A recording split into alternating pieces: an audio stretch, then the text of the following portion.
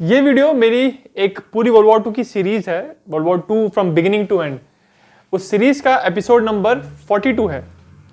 Last episode में हमने देखा कि कैसे जर्मनी ने जब ईस्टर्न फ्रंट पे वो अटैक कर रहे थे सोवियत यूनियन के अगेंस्ट, तो कैसे आगे बढ़ते बढ़ते जब वो स्टालिनग्राड के पास पहुंचे, स्टालिनग्राड पहले उन्होंने हमला किया, बट फाइनली वहां पे जो जर्मनी की फ्रेडरिक पॉलस की 6th आर्मी थी, उसको वहां पे हारना पड़ा और पॉलस ने सरेंडर किया। ये पूरे वर्ल्ड वॉर 2 की जर्मनी की लैंड बैटल में सबसे बड़ी हार थी इस समय तक। अभी तक ऐसा लगता था कि जर्मनी को कोई हरा नहीं सकता, बट ईस्टर्न फ्रंट की ये पहली लड़ाई थी जब सोवियत यूनियन ने ये प्रूव कर दिया कि जर्मनी को भी हराया जा सकता है। बट जब ये सब चल रहा था, बैटल ऑफ स्टालिनग्राड जब चल रहा था, तो वेस्टर्न एलाइज क्या कर रहे थे यूरोप में, इसके बारे में इस वीडियो में हम बात करेंगे। कहानी शुरू होती है जनवरी साल 1943 से। ये वो महीना था जब स्टालिनग्राड की बैटल ऑलमोस्ट खत्म होने को आ गई थी।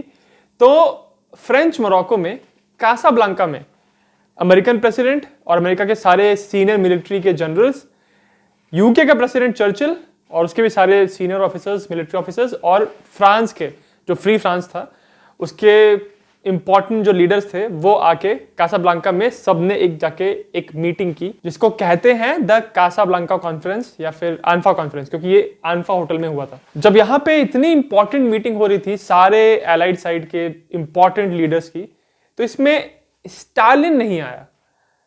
स्टालिन ने ये कहा कि अभी स्टालिनग्राड का बैटल चल रहा है और उसमें उसकी गाइडेंस की जरूरत है, इसलिए उसने इस मीटिंग में शामिल नहीं हुआ। इस मीटिंग का मेन पर्पस था आगे की स्ट्रैटेजी डिसाइड करना। ध्यान रहे कि ये कॉन्फ्रेंस हुई थी 1943 के स्टार्टिंग में। अभी जो नॉर्थ अफ्रीकन कैंपेन था वो अभी भी चल रहा था, खत्म नहीं हुआ था।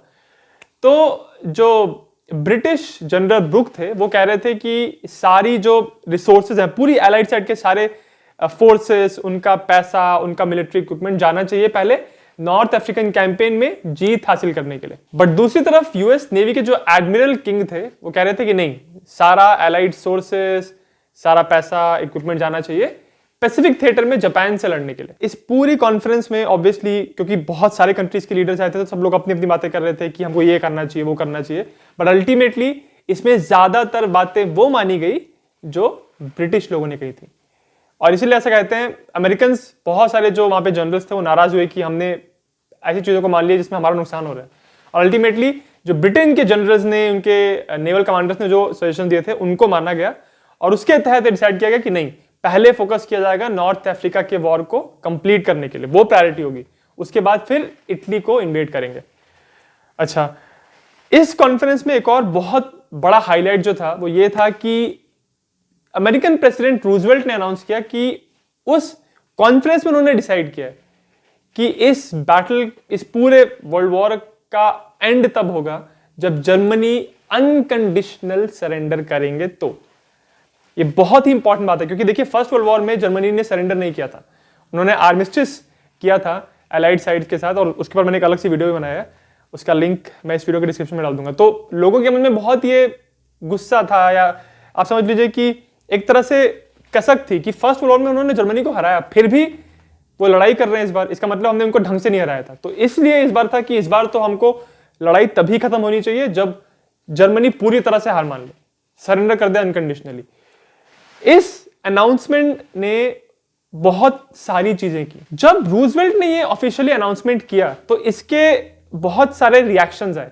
जैसे आज का टाइम होता है ना कि आप कुछ ट्वीट करते हो तो लोग रिस्पॉन्ड करने लगते हैं, वैसे इस केस में, उसमें ट्विटर तो नहीं था, तो लोग अपना अपना ना वर्ड ऑफ माउथ से बात फैलने लगी कि ये तो अनकंडीशनल सरेंडर की बात कर रहे हैं रूजवेल्ट। सबसे पहले और इमीडिएट रिएक्शन किसका आया? विंस्टन चर्चिल का, जो रूजवेल्ट के बहुत अच्छे दोस्त थे और ब्रिटेन के प्राइम मिनिस्टर थे। तो उन्होंने ये कहा कि हम भी सपोर्ट करते हैं इस आइडिया को कि हम अनकंडीशनल सरेंडर ही लेंगे। अब अगर इस बारे में आप सोचो तो कोई भी ऐसा क्यों बोलेगा कि हमको सपोर्ट करते हैं, अनकंडीशनल सरेंडर ही लेंगे? ऑब्वियसली आप जब लड़ाई कर रहे हो तो आप चाहते ही हो कि सामने वाला इंसान हार जाए, जब वो सरेंडर करेगा तभी लड़ाई खत्म होगी। तो इसमें अलग से बोलने की क्या जरूरत है कि हम सपोर्ट करते हैं? जरूरत इसलिए है क्योंकि जब इतने सारे कंट्रीज लड़ाई कर रहे होते हैं तो सब लोग का अपना अपना कुछ एजेंडा होता है। तो अगर मान लीजिए कि आपके आप 3-4 लोग हो जो एक साथ एक दुश्मन के अगेंस्ट लड़ रहे हो, तो आपने कहा कि मुझे सरेंडर चाहिए। आपका साथी अगर वो नहीं चाह रहा है, शायद वो सोच रहा है कि नहीं मुझे सरेंडर नहीं करवाना है, मुझे इतना तबाही ना हो, इतने लोग ना मरे, इसलिए मैं उनसे एक पॉइंट पे आके सुलह कर लूंगा। मतलब जैसे फर्स्ट वर्ल्ड वॉर में हुआ था, अब उनको ऑलमोस्ट जर्मनी को हरा दिया था, तो उन्होंने कहा था नहीं अब हम लड़ाई बंद कर देते हैं। बट जब रूजवेल्ट ने पब्लिकली अनाउंस कर दिया इस बात को, तो चर्चिल बहुत हैरान हुआ कि इसने यार ये तो ऑफिशियली बोल दिया। फिर चर्चिल ने भी पब्लिक को बोल दिया कि हाँ हम लोग को भी अनकंडीशनल सरेंडर ही चाहिए। अब दूसरी तरफ जो जोसेफ स्टालिन थे, जो सोवियत यूनियन के लीडर थे, और उनको बताया गया कि भाई उस कॉन्फ्रेंस में डिसाइड हुआ है कि अनकंडीशनल सरेंडर ही होगा, कुछ अलग से पीस नहीं होगा जर्मनी के साथ। तो स्टालिन भाई बहुत खुश हुए, क्योंकि उनको पूरे टाइम ये लग रहा था कि ये लोग पता क्या कर रहे हैं, चर्चिल और रूजवेल्ट लोग क्या कर रहे हैं कि सारा जो प्रेशर आ रहा है लड़ाई का, सारा हम लोग के ऊपर आ रहा है ईस्टर्न फ्रंट पे, और ये लोग कुछ अटैक नहीं कर रहे हैं, ये लोग सेकेंड फ्रंट नहीं खोल रहे हैं जर्मनी के अगेंस्ट। तो हमेशा स्टालिन को लगता था कि शायद ना अलग से कुछ पीस कर लेंगे लोग मिलकर जर्मनी के साथ। बट जब ये अनाउंसमेंट के बारे में उसको बताया गया, तो स्टालिन को लगा कि ठीक है ये एक अच्छी बात है। बट दूसरी तरफ स्टालिन को यह भी कंप्लेंट थी कि इस कॉन्फ्रेंस में भी, जहां पे सारे एलाइड लीडर्स आए थे, अभी भी उन्होंने ये डिसाइड नहीं किया कि वो सेकेंड फ्रंट जो है जर्मनी के अगेंस्ट वो नहीं खोल रहे हैं वो लोग। स्टालिन ने कब से बोल के रखा था चर्चिल को, और उसके बाद 1942 में रूजवेल्ट को भी, कि आप जर्मनी को के लिए सेकेंड फ्रंट खोलो, मतलब फ्रांस के ऊपर अटैक करो, फ्रांस को इन्वेड करो, ताकि जो पूरा प्रेशर आ रहा है जर्मनी की फोर्स, जो सारा जो बल्क ऑफ जर्मन फोर्स है वो ईस्टर्न फ्रंट पे आ रहा है और रेड आर्मी को उसका सामना करना पड़ रहा है। स्टालिन को उम्मीद थी कि इस कॉन्फ्रेंस में शायद वो कहेंगे कि वो एक दूसरा फ्रंट खोलेंगे जर्मनी के अगेंस्ट, वो फ्रांस को इन्वेड करेंगे, बट ये अनाउंसमेंट नहीं हुआ। और स्टालिन को बहुत नाराजगी हुई इस बात से, क्योंकि उसको हो गया कि अब और कुछ समय तक रेड आर्मी को ही सारा प्रेशर लेना पड़ेगा जर्मन फोर्स का। और यहां पे मैं आप सबको एक बात याद दिलाना चाहता हूं कि पूरे वर्ल्ड वॉर 2 में ईस्टर्न फ्रंट का जो कंट्रीब्यूशन था वो बहुत ही अंडररेटेड है, मैं समझता हूं, क्योंकि जर्मनी की जो मिलिट्री स्ट्रेंथ है उसका ज्यादातर भार पड़ा ईस्टर्न फ्रंट के ऊपर। ज्यादा कैजुअलिटीज भी उन्होंने देखी, ज्यादा डिस्ट्रक्शन भी ईस्टर्न फ्रंट पे हुआ। वेस्टर्न फ्रंट में इतनी बुरी तरह डैमेज और डिस्ट्रक्शन नहीं हुआ था। स्पेशली यूएसएसआर ने जो पे किया है प्राइस वर्ल्ड वॉर 2 के लिए, वो किसी भी कंट्री ने उतना प्राइस पे नहीं किया। और इसी वजह से वर्ल्ड वॉर 2 में जो हम पूरे जब डिस्ट्रक्शन के नंबर्स देखते हैं, तो हमेशा को ध्यान पड़ेगा कि चाहे इंफ्रास्ट्रक्चर ले लो, चाहे सिविलियन डेथ्स ले लो, चाहे सोल्जर्स की डेथ ले लो, सबसे ज्यादा जो नंबर्स होते हैं वो हमेशा सोवियत यूनियन के ही होते हैं। एक और इंपॉर्टेंट डिसीजन लिया गया इस कॉन्फ्रेंस में कि इसके आगे जर्मनी की जितनी भी इंपॉर्टेंट स्ट्रेटेजिक लोकेशंस हैं, ऐसी लोकेशंस जो मिलिट्री के लिए इंपॉर्टेंट है या फिर वहां पे बड़ी बड़ी इंडस्ट्रीज हैं, उन सारी लोकेशंस पे अब डेडिकेटेड बॉम्बिंग कैंपेन किए जाएंगे। मतलब ब्रिटिश एयरफोर्स और अमेरिकन एयरफोर्स जाके उन टारगेट्स को डिस्ट्रॉय करेगी, ताकि जो जर्मनी की जो वॉर रेज करने की जो एबिलिटी है वो वीक हो जाए। यह भी एक बहुत ही इंपॉर्टेंट डिसीजन था जो इस कॉन्फ्रेंस में लिया गया। और पूरे जो बॉम्बिंग कैंपेन है वर्ल्ड वॉर 2 का, इसके बारे में मैं नेक्स्ट एपिसोड में एकदम डिटेल में बात करूंगा। बहरहाल जब सब कुछ यहाँ पे कॉन्फ्रेंस चल रही थी, तो दूसरी तरफ वहां सोवियत यूनियन में स्टालिन बैठे थे। उनको दिख रहा था कि अब 12 जनवरी की तारीख आ चुकी है, ऑलमोस्ट 6th आर्मी वहां पे गिव अप करने वाली है स्टालिनग्राड में। तो उन्होंने कहा कि यही मौका है एक दूसरा अटैक लॉन्च करने का। कहां पे? एक दूसरी लोकेशन पे।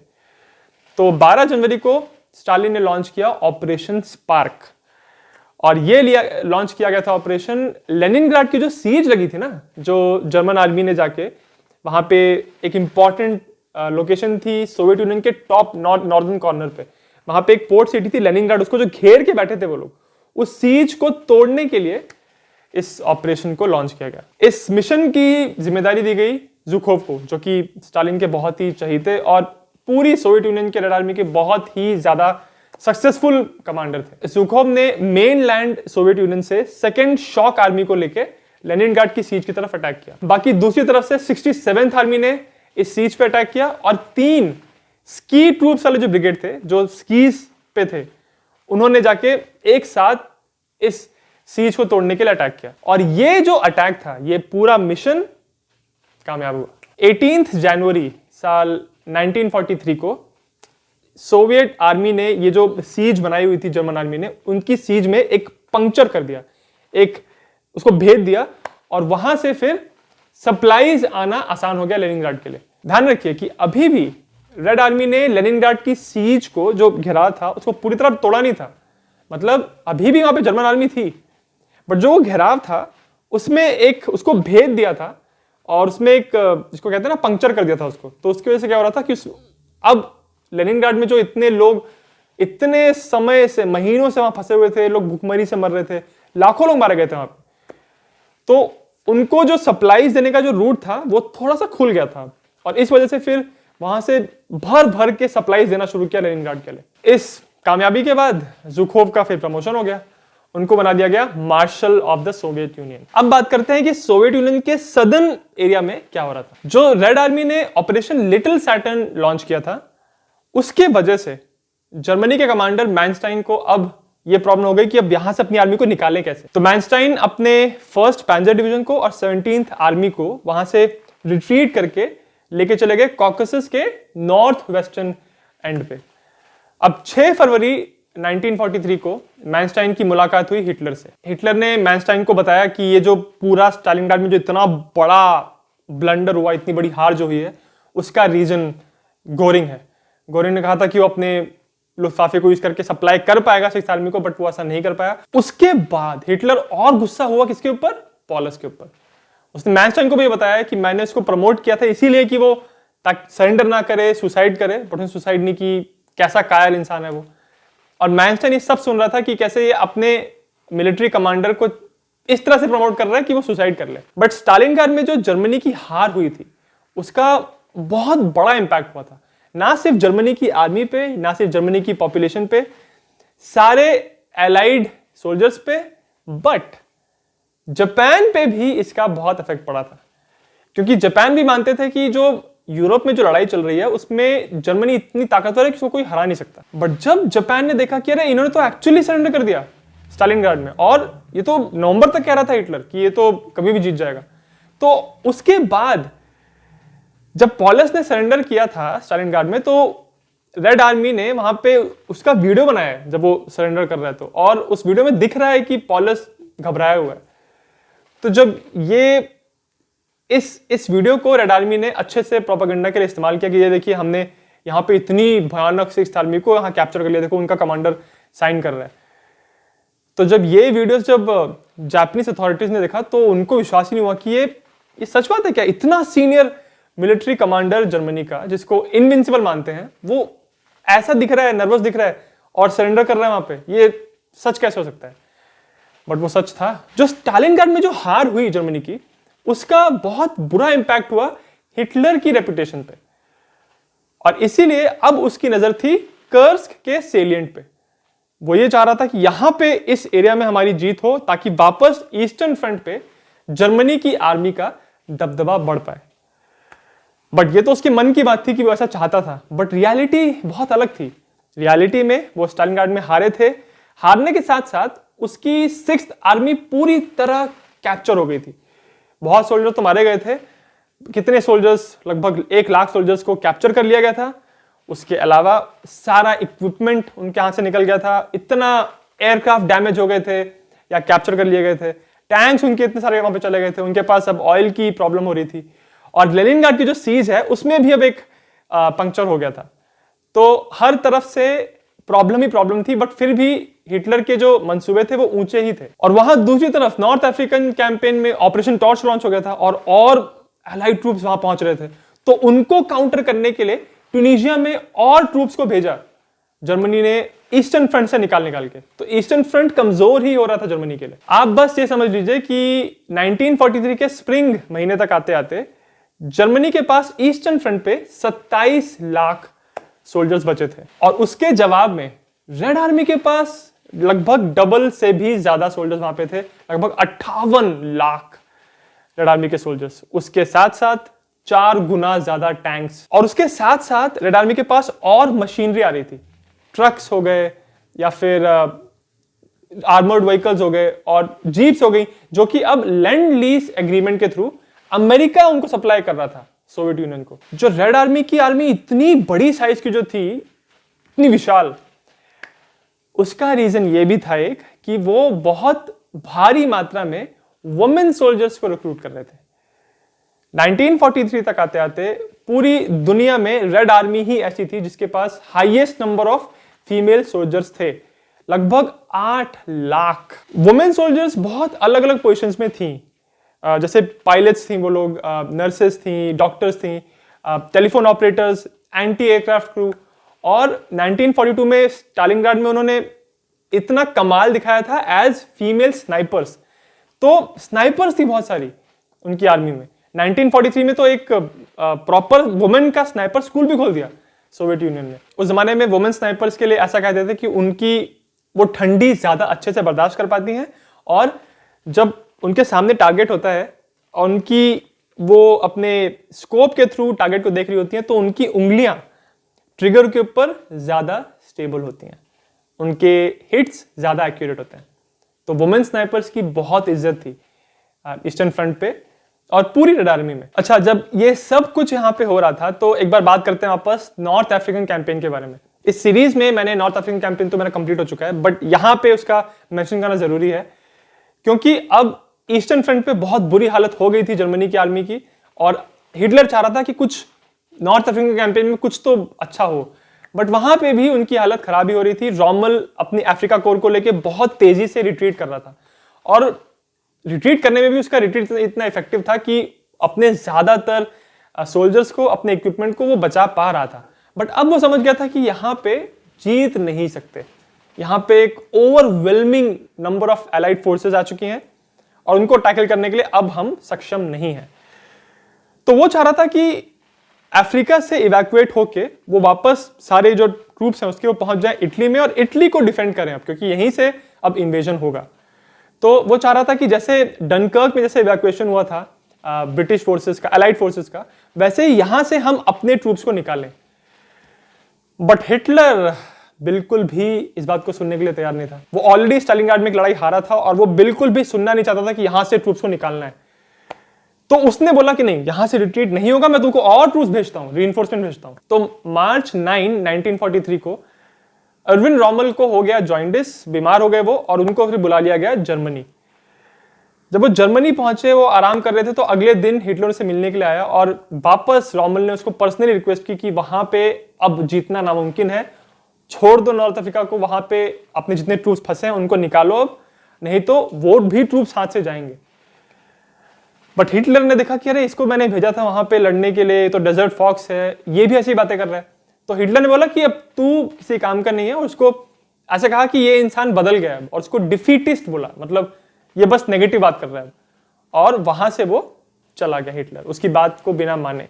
और इसी वजह से फिर नॉर्थ अफ्रीकन कैंपेन के एंड में इतनी बड़ी एक्सियल फोर्स जो थी वहां पे, उसको सरेंडर करना पड़ा। अगर ये सारी जो एक्सियल फोर्सेस थी, अगर डनकर्क की तरह हिटलर ने इस बात को मान लिया होता कि भाई यहां से इवैक्यूएट करना है, तो शायद ये ट्रूप्स आगे काम आते और शायद से इटली का जो इन्वेजन सक्सेसफुल हुआ अलाइड फोर्सेस का, वो नहीं हो पाता। बट हिटलर ने इस बात को नहीं माना और उसको इस बात का भी प्राइस पे करना पड़ा। जैसा मैंने इस वीडियो के स्टार्टिंग में कहा था कि जो कासाब्लांका कॉन्फ्रेंस हुई थी, उसमें एक ये चीज निकल के आई थी कि हमको अब जर्मनी के टारगेट्स पे बॉम्बिंग कैंपेन्स चलाने हैं।